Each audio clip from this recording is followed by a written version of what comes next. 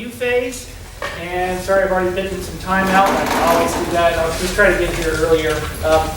Okay, last time we talked about how you measure how a real gas is different from an ideal or perfect gas. I'm certain it's one or the other. I'm pretty certain it's perfect gas, but I keep seeing ideal gas in like Wikipedia. Anyway, all right, you can do that by taking the perfect gas or ideal gas law and adding a correction factor, which is called a compression factor.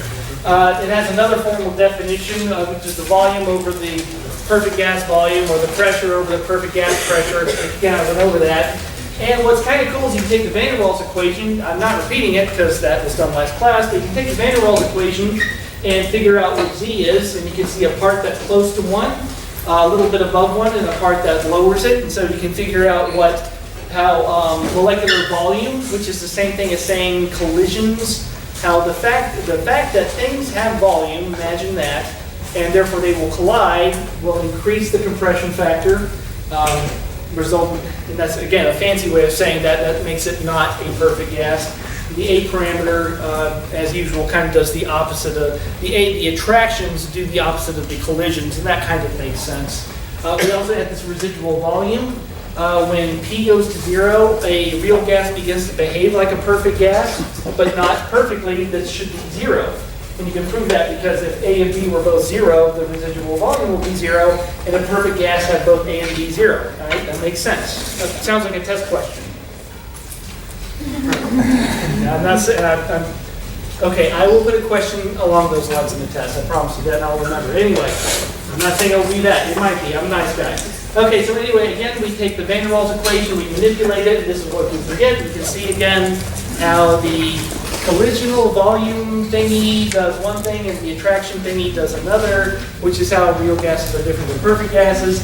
And last I started, I know I was really rushing, I started drawing isotherms, and at high temperature they are 1 over, P is 1 over V behavior, which is ideal or perfect. And then later you get deviation, you get this kind of curvature, then it gets kind of nutty, it flattens out. I pointed out to you that no gas should do what I'm about to draw. No gas should be compressed and lose pressure. That's absolute nonsense. It truly is. And it kind of gets worse and worse. Now again, I'm drawing the Van der Waals equation. Results are P versus P from the Van der Waals equation. And as I mentioned, the answer is that you're asking the Van der Waals equation to describe a gas, but there's no gas. And that's a fancy way of saying that the Van der Waals equation predicts liquid behavior. So look, we've already gone over this. This is all review. But unless you have a problem with your notes, don't write this down. I want you to absorb this. And I found it just helped when I had this in the same class. I hope it does the same. So, all right, there you go. That's that.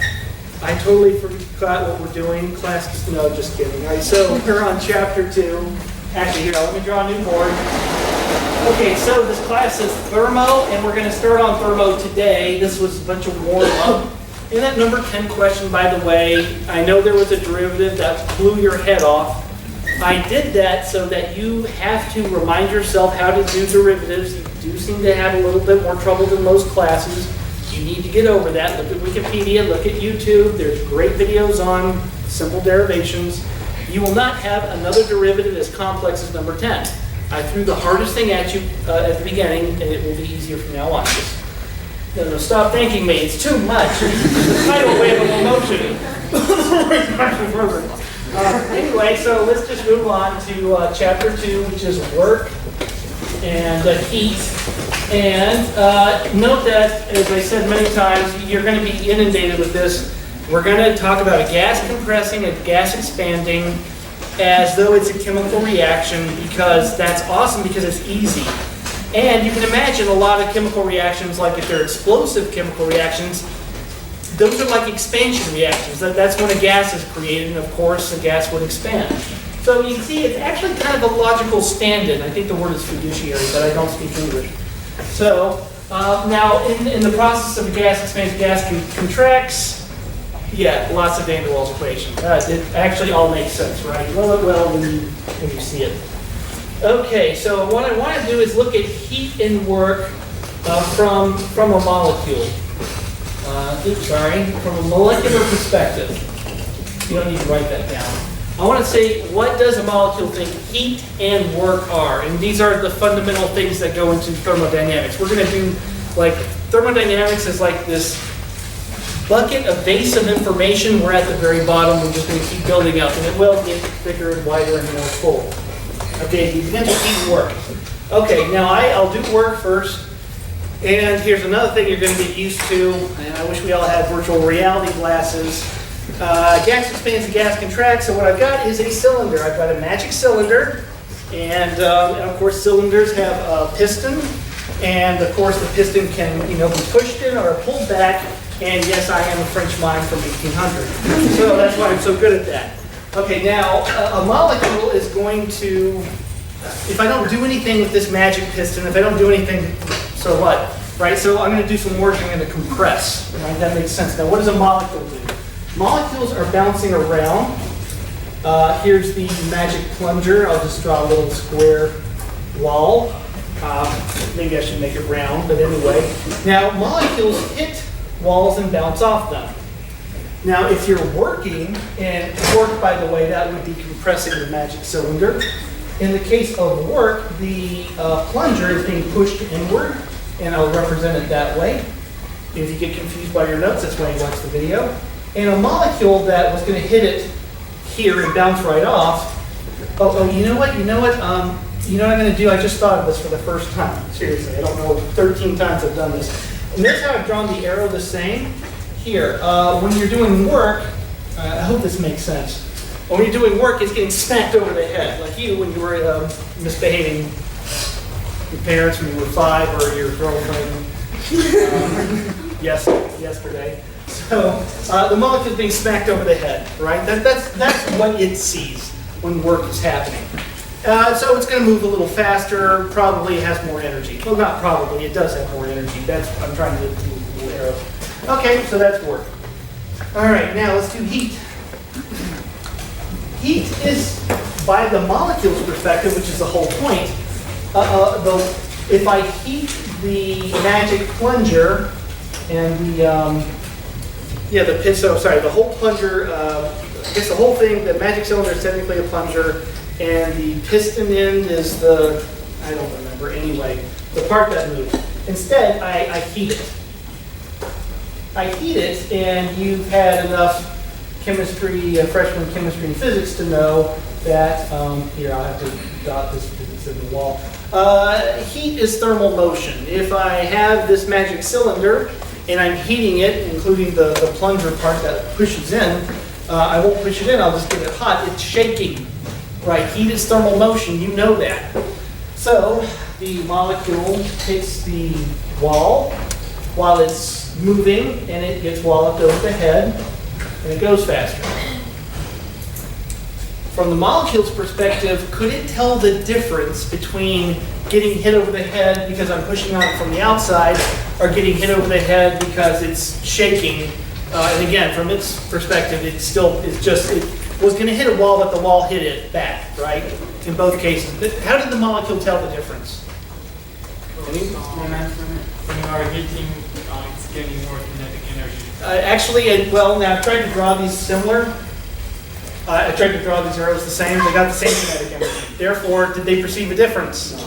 No, right. So the question was, maybe it got more energy in one case than the other. No, the answer was no. It perceived the interaction, again, of the wall hitting it equally, which is true. Okay, the lesson here is molecules do not differentiate between heat and work. In the case of pushing in the magic plunger, this is putting energy into the system. Just look what I just drew right here, right? It just makes sense. But a molecule can't tell how it got whacked over their head. It just cares that it did. So, yeah, that's all I really got to say. Heat and work are basically, from a thermodynamic standpoint, equal. I'm glad you asked that question, because when I talk about energy, I'm going to add the work and heat done to this system, and I will add them equally. I will not put heat times 2 because it got hit harder. No, they're equal. I will not square work because I just shouldn't. Right? That's actually conservation of energy. All right, now, unfortunately, this is a math class, so I have to do a little math, and I have to talk about a change in U. All right, so U is internal energy. Internal energy And this is the energy. Sorry, I hate writing and talking at the same time. It sucks from my perspective too. Energy a molecule has. Okay, and that sounds, when I took thermal, I hated these platitudes. I'm like, versus what? The energy it doesn't have? What does that mean? It doesn't have all the energy in the universe, so that's meaningless. Kind of. So this is the energy that it has, and we're going to define this in the case of, it looks like I'm drawing helium. I guess there's energy in the nucleus, strong nuclear force. I'm not going to worry about that. I guess there's energy in the nuclear electron interaction. I'm not going to worry about that. I know there's energy in the kinetic energy. And that's what I'm going to think about. That's the energy that helium atom has. That's internal energy. Now later, about a week and a half, we're going to talk about enthalpy, which will be the energy that the molecule has plus its ability to expand the cylinder that it's inside of. So that you have to have a collection of molecules to do that. I'm getting there. Anyway, this is what U is, and we're talking about U. So, changes in U. I'll get to U in a minute. I want to talk about the change in U because I'm heating or working on the magic cylinder. And I'm gonna, one thing I don't like about the book is that physical chemistry for biochemists is always supposed to be the dumbed down version, which I bet you took so you get an easy A for med school. Well, guess what? Your average scores are higher than 342 students. Your scores are higher. I actually should make this class harder. You actually are better students. Guess what I'm going to do? No way. I'll break even.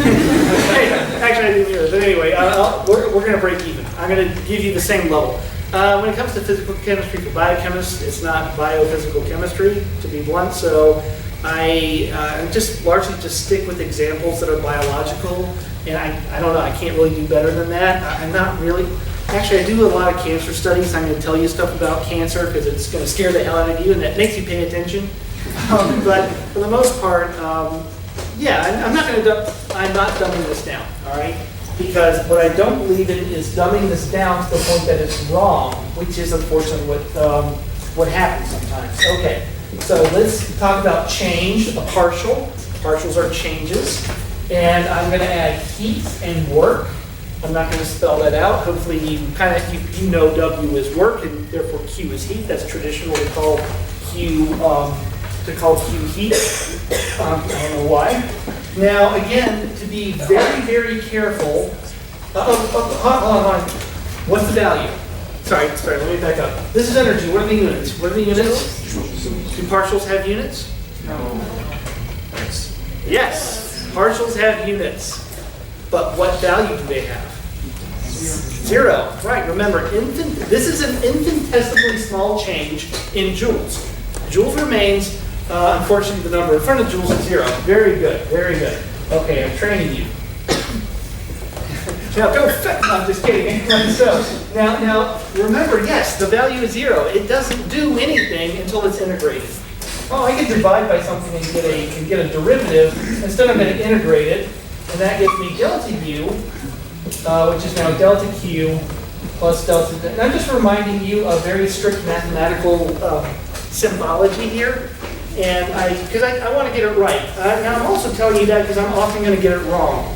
I often put little derivative when I mean big delta. I will do that a lot. I try not to because I don't want to do it wrong. Okay, again, just to remind you of the symbology. Your book, if you're looking at the book, will not do this, and that is incorrect. So I'm not going to, again, I hate sometimes that I will tell you things that are very complicated, but there is no way to make it easier without mistelling it, and I'm just not going to do that. We'll just have to struggle through some things. All right, now, here's a little funny thing. Hopefully this bored you, I hope. Now, I have to tell you some crazy things about partials. And I'm going to need a new board to do this because there's actually 2 different kinds of partials. And remember, so partial, I actually just thought of this right now. If you're wondering what's a formal definition of a partial, I guess you could say it's half a derivative, right? Top half of a derivative for right now. That's fine, that'll work. And let me tell you though, there's 2 different kinds. And there's no way you've seen this. This is I doubt this. Maybe it gets brought up in math class, but it probably wouldn't because this is more of an issue with physical chemistry. Okay, differentials, there's two different types. There are inexact and exact partials. And again, a partial is du in this case. Okay, what I'm going to do is to explain this with example because there's really no other way to do this, and I will do the exact case. And I will write an exact partial. I will use language that you are familiar with, which is z, x, and y. Okay? So z is my partial. It is exact. This happens to be what it is. Okay, you saw this in that extra hour on Friday. Okay, and if I integrate it, then delta z is the integral x. Sorry, I shouldn't have, the lesson here, I didn't actually mean to write it into two different integrals. That was a bit of a mistake on my part, because I want to say that this is going to follow a path. Okay, a path. Some of you may have been exposed to some of the higher levels of mathematics and physics where you've heard of contour integrals. Your book even actually does mention this, or path integrals, or integrating around a path, integrating following a path. Which to me, even despite the fact I basically have a minor in mathematics, even that bothers me because I'm used to, okay, so it looks like we're talking about an integral, and specifically a definite integral, and that's definitely true. But in my world, the integral has limits. And now I'm telling you that's actually a path. And it's like, well, why would you call it? The limits are easy, really. You know, seriously, it's not that bad. Yeah, okay, it adds one extra step, you have to plug in the numbers. Whatever. Why am I calling it a path? This is too easy.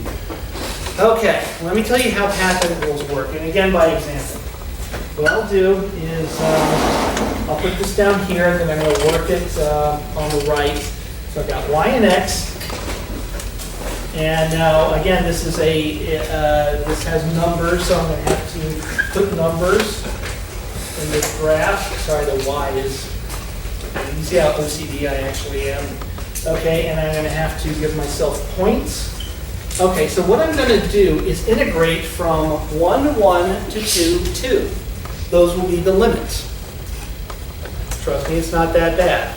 Now, here's where, so where's the path, right? So the top limit is 0.22, and the bottom, the origin is 0.11. Here's what I mean by a path. What we're going to do is we're going to start at this, we're going to go to an intermediate spot, and then we're going to go to the final point. So this is the initial, this is the final, and this is the path. And the path is going to take different legs, 1 and 2, and this will differentiate itself from another path, which I will call 3. Okay, now, here's what a path integral is.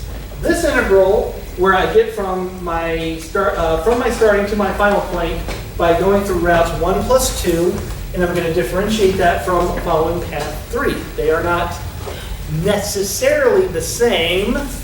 Now, they are not the same, exact, necessarily not. Okay, it'll matter in inexact, it won't matter in exact. Okay, there, I've already told you. All right, so let's do it. This is an exact case, so what I'm going to do this integral by two different paths, and the result will be the same. So just, again, get you an idea what's going on. Let's do the first leg of this. We're going to do the steps 1 and 2 and solve this integral. And again, we start at y equals 1 and x equals 1. And the end point is y equals 2 and x equals 1. And the reason I'm writing y first, which is a little unusual, is because x doesn't change. Okay, and yeah, maybe I should be writing 2 integral signs, I guess. I don't, whatever. Yeah, I guess I should be, but I'm not. Because x isn't changing. Right? You're okay with that? X didn't change. This is easy. Right? I hope that's easy. It is. Okay. Now, what I'm going to do is I'm going to bring x on the outside. And Again, the limits are 1 to 2. And now I happen to know that x is the number 1. And I'll make that a nice looking 1. And I know that, okay, the integral of the change in y is y. And so that goes from 2 minus 1. Again, this is a definite integral, and this is the number 1. Okay, too simple. Let's do leg 2. And we're going to go y equals 2 from x equals 1. And we're going to stay at y equals 2. And x will go to 2. Y dx plus x. Now hopefully you see what I'm about to do. What am I going to cross out? I'm going to cross this out again. No, I'm going to cross this out. Y didn't change. There's no change in y. It's that easy. If you're thinking like, what's the rule? I don't know. Y didn't change. It's 0. That's not even a rule, is it? Is that something you have to remember? No, not really. You just have to remember its sense. Okay, let's see now. I'm going to bring a y out. And I'm integrating from x equals 1 to 2 dx. I got to remember that y is 2. And of course, I'm going from 2 to 1. And that's 2. And the result of the total integral is, anyone want to hazard a guess? Now remember, I'm integrating from 1, 1 to 2, 2. And I'm integrating this partial. What's the result? 3. It's 3. I add them together. Are you familiar with the concept that integrals add? Have you heard that before? I bet you've heard it. This is an aside, so I'll do this. You don't have to write this down. Okay, now, what you're having a little bit of trouble with, assuming that I can do that, is here. I'm going to draw y versus x, and I'm going to draw a little curve. And now remind me that the integral of this curve is what? It's it ends with an A. It's the area under the curve. Now I can integrate from 0 to 1. X is 1. I don't know, I'm just hypothesizing. Just making things up. I get this area. I can integrate the whole thing, or I can integrate from 1 to, yada, yada, yada. And what's the total integral? It's not the sum of the two, right? The total integral can be broken up into 2 parts that can be added first semester calculus. I did the exact same thing. Stop thinking me. Okay. Anyway, so you know that. Okay, let's do leg 3. Now, this is a trick that I don't expect you to know because I don't think you've ever really seen these path integrals before. 3 is a little funky because you're thinking like, well, y and x are both changing. Yes, that makes it a little harder, but x is equal to y. So I'm going to write that down. Since x is equal to y, therefore, what I'm going to do is I'm going to just get rid of all the x's. So y goes from 1 to 2, just like in leg 1. But everywhere I see an x, I'm going to write a y. Because they're equal. Again, a trick that I know that you don't know that. Yeah, I'm fairly certain you're seeing this funniness for the first time. I totally get that. Okay. Oh, sorry. Let me get rid of this. No, sorry. I'll write this out. I'll just work down because I'm almost done. Okay, so what have I got? I've got 1 to 2 up to y dy, which is then y squared. Again, it's a definite integral from 2 to 1. That's 4 minus 1, which is 3. Okay. There you go. The point is that the route from the initial to the final state did not matter. The end result, the integrated change in this thing, was the same. So remember, why did I even say it that way? This is a change, but it's 0 because it's a partial. For it to mean something, it has to be integrated. That's the integrated change in this function. That function will be, guess what, energy. In like 10 minutes. Okay, and there's 2 ways to do it. Just like there's 2 ways to move a chair. Efficiently, very German, boot each other. Or you could be like a mouse, like the one we caught this morning, and pick up the chair and toss it around, and that's fun. And there you go. They're different, but they have the same, perhaps, end result in terms of just moving stuff around. Okay, weird example. All right, anyway, so nothing weird there. Now let me tell you about the inexact. That's where it gets interesting. That's why I did that one second, obviously. Exact is pretty simple. Exact is the thing that you've been covering that in calc class. They probably just didn't tell you that because they had no intention of showing you an inexact change. So if they don't show you that, why would they have pointed that out? It wouldn't make sense. Okay, inexact. Inexact. Yes, hello, I hear you. Remember, I'm partially deaf. So I've got to change, sorry, let me write the change in z. And that would be y dx. What, did you think I could continue? Was it the crescendo in my voice? No, it's y dx. Y dx. This will be inexact. Okay. And of course, I'm going to show it's path dependent.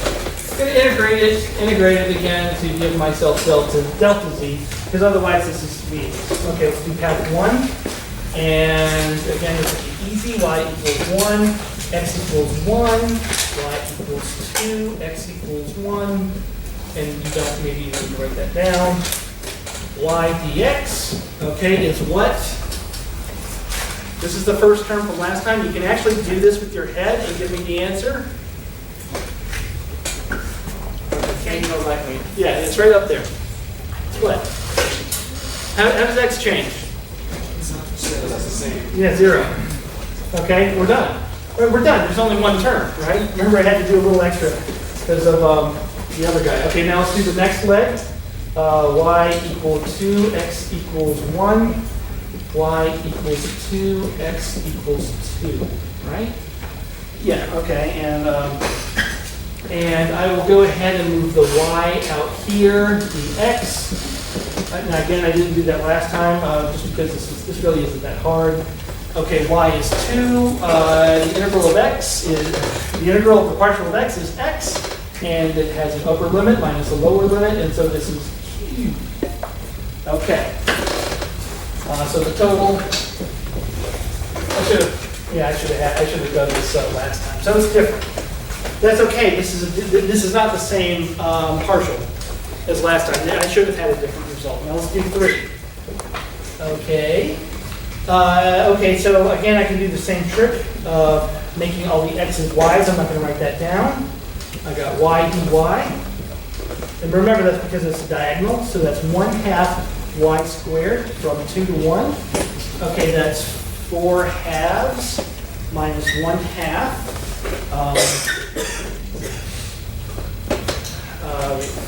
That's 2 minus a half. That's 1.5 or 3 halves. Okay, 3 halves. Not equal. Okay. So, the very long-winded point of this is that inexact, sorry, not using the board here. Therefore, inexact are path dependent. Okay, just like my example of work, it actually matters how you do it. So, okay, so those are the partials. Where do partials come from? Now, remember I told you, I'm going to tell you about exact and inexact partials. I've shown you what the partials are and how they behave. Not hopefully the most difficult mathematical thing you've seen, but now in terms of what they do now, where do they come from? Okay, so this is the change. I said the change in z. Change in z. So what I'm really thinking now is that if I know what z is, and I gave you all those formulas for how to evaluate partials in that second hour, and if you're still a little cross-eyed, that's fine. You're going to see it about 1,000 more times, if you can uncross your eyes. And let's see, what do I want to do? Let's do exact. Okay, so I've shown you what dz is, the partial. I want to show you what z is. That's the point. And at that point, I wouldn't need to show you anything else, because I've defined about everything. Okay, so z, which is, of course, a function of x and y.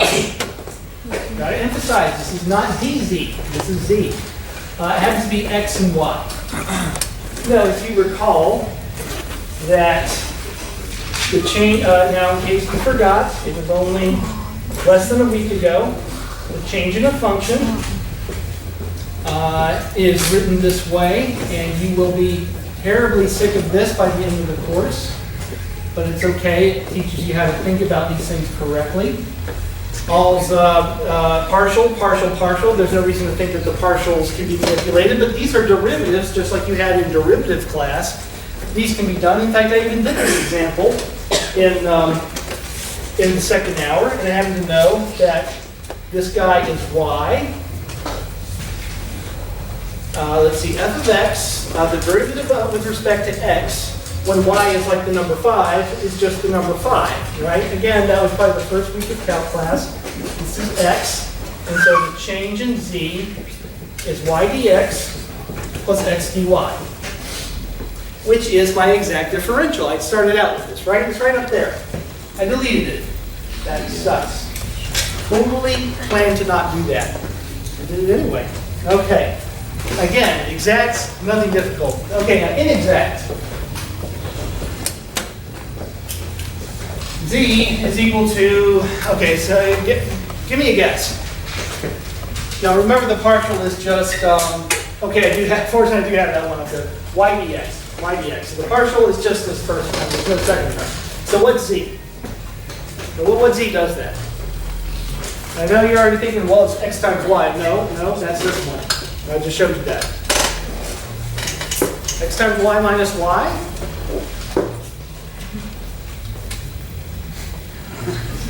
Any idea? It'd be cool if you did. You'd win a Nobel Prize in mathematics. No one has ever figured it out. No functional form. There is no function that I can take the derivative of, or differentiate, sorry. Again, exact mathematical form. There is no z which I look at the change in to get y dx. So to get from here to here, no, you can't, because this doesn't exist. The function does not exist. Now, I don't know if there's a formal proof for this, but mathematicians actually have supercomputers trying to figure this out. And the supercomputers have never found a function. I'm guessing they tried to do it instead of x's and y's. I'm guessing they tried to use numbers. It still can't be done. So, there you go. Now, my question to you, tell me anything you have ever seen that behaves like that. When have you seen anything, it's not in math class, that doesn't count, in chemistry or physics, and I'm talking physics, what in physics class did this? Given that the function doesn't even exist. Trick question? Or is it a trick question? Oh. Single example. There is none, right? Which is why I'm wasting your time. Let's move on. No. Okay, here's one. By the way, no one ever gets this. You have seen it before, and I have to figure out where I am in my notes because now I'm lost. Oh yeah, here we go. Change in energy is equal to a force times a change in distance. Seen that before? Yeah? That's where joules come from. Newtons times distance. Of course, something has to change or there's no energy being spent. Input or output, right? Yeah, you have seen this before. This is work. Heat is a little funkier. Work is an inexact. Changes in work are inexact. Again, that means they're path dependent. But now you should know that. The way I move this chair from one to the other, I could either be very energy efficient and not use much energy to do it and just march it on over there, or we could be Frenchy and just toss them around like we're a bunch of mimes, which would take more effort with the same result. Therefore, the amount of work we do is path dependent. And heat is the same, but you kind of have to accept that. And yeah, anyway, there you go. So you've seen this before. This is actually kind of horribly important. I know you're probably kind of feel like you're like, yeah, whatever. This is about half the class I just explained. So that's okay. We're going to have a whole bunch of examples. And here's another thing that we're going to do a lot of. I'm going to show you this, and you're not going to see it again for about another 3 weeks. But I always like to throw things at you, then come back to them, because I think it helps it stick. The way you know whether something is a partial, all right, so we're going to have partials that can be quite complex sometimes, and I'm going to ask you whether they're exact or inexact, and it's really important to get it right. And to know that, you use the Euler. Euler. Anyone get that reference? Ferris Bueller. Okay, Ferris Bueller. I think it's 20 years old right now. Okay, Euler criteria. So it's Euler, by the way. If you go out into this world and pronounce it Euler, then you're going to look like an idiot, and your own parents will disown you. So the Euler criteria for a partial. And so let me just write down a generic partial because I do want you, and I'm going to not use F, I'm going to use V because I can, because it doesn't matter. And again, I want you to not worry so much about letters, they're just symbols, and symbols are not meaningful, as long as you just use them correctly, which is usually just algebra. Okay, for a partial to be exact, again, here's our generic partial. It has to do this, and I'm going to write a formula, but I'm just going to tell you in words. If you do a double derivative, the order of differentiation does not matter. Okay, in words, let me put down the equation. Okay, so if I'm going to take the derivative of z, I should say z, for you Frenchies, okay, and I'm going to do a double derivative, and so I'll do y, and now remember I told you we have this kind of funky symbology for what's held constant. That's unfortunate. What the whole point is that the order of differentiation does not matter. I could have started with x or y, so here I'm doing y, so then I end with x, and vice versa on the left. Okay. The order of differentiation does not matter. And if this is true, then this is exact. Now I'll just write that, exact. I'm going to drop this, but you're going to see it again. And when you see it again, it's going to be one of the most important things that we're going to cover. So, with this last bit of time, now that I've unfortunately stuffed your head with some mathematics I'm fairly certain you have not seen before. I'm sorry, I know that's not as much fun as other stuff. But at the same time, I don't think any of this is particularly terrible. Let's get back to actual chemical things like heat and work. And we're going to get back to this internal energy thing. And we're almost done, thank goodness for that. But I want to start thinking about, again, what is this U, this energy a molecule has, which again sounds kind of like a trivial, sounds very trivial. Okay, let me just state that U is exact. Now, here's the craziest thing. Sorry, I said U is exact. Wrong. The change in U is exact. Exact, inexact, partials. That means that I can write a functional form for U, but we're not there yet. The change in U is exact. It is equal to the work done on a molecule and plus any heat I add or perhaps subtract. It's easier to think about heat, adding heat to a molecule. That kind of makes more sense to a person. So U is equal to work plus heat.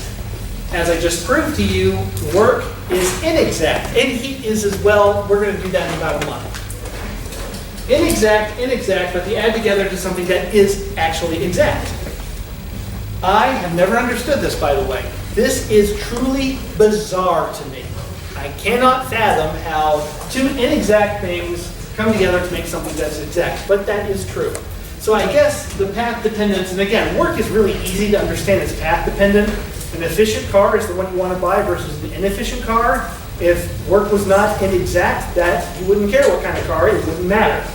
Inexact, the inexactness of this is canceled out by the inexactness of that. This is true, giving an exact result. Okay, bizarre. Now, what I want to do is, now one thing about this is, consequence of this, this is how your book does this.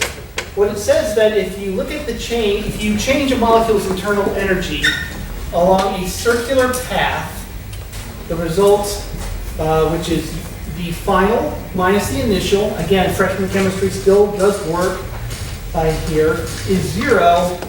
Now again, a circular path, that means the final state is the initial state. Anyway, this is your book's description of everything I just said. I just did it more mathematically because this is actually not a proof, it's just a statement. I like to prove things. Anyway, that's what I did. Okay, so now the thing is, okay, I've already said U is internal energy. It's the energy it has, energy that a molecule has, and U itself, though. So I've talked about U, the change in U. Now let me tell you that since U is the change in U, God, I keep doing it. The change in U is exact. Therefore, I should be able to say what U itself is. Now remember, these two can be kind of different from each other a lot. And what it is defined, so internal energy is defined from what's called the equa. And it would help if I could spell it. EQ, equipartition. Equipartition theorem. Okay, and I'm going to explain the equipartition theorem, but what I want to do is first just think about a cold molecule, and I'm going to warm it up, and as it warms up, I'm going to think about the energy that it has. Okay, so guys talking up there, yeah, you're loud and clear, by the way. Remember, I actually know 1/3 of your names already. So molecule energy, sorry, my handwriting is still bad. Energy, a molecule has at 0K. Now, here's my question is, what does it have? What can a molecule do? Now, again, it has a nucleus, it has protons and electrons, there is an energy of interaction there, but I don't think that helps my car run.